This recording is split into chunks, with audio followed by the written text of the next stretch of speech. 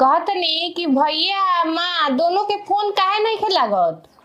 अरे देखी ना वो दोनों आदमी के फोन में गिर गल है, खराब हो गई। खराब हो गई बा?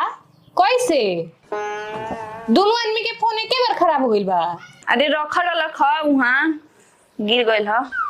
हाँ तो माई से कह देम कि हम राखिए के दिन आएम, पीहू के पापा के छुट्टी नहीं खे।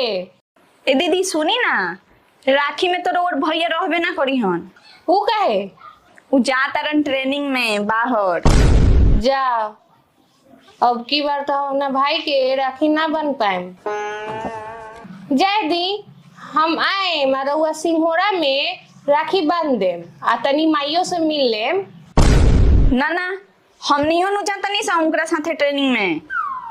ई कैसन ट्रेनिंग बा कि पूरा परिवारे जाता? खास तरीका के कंपनी बनैले बिया ट्रेनिंग करेला।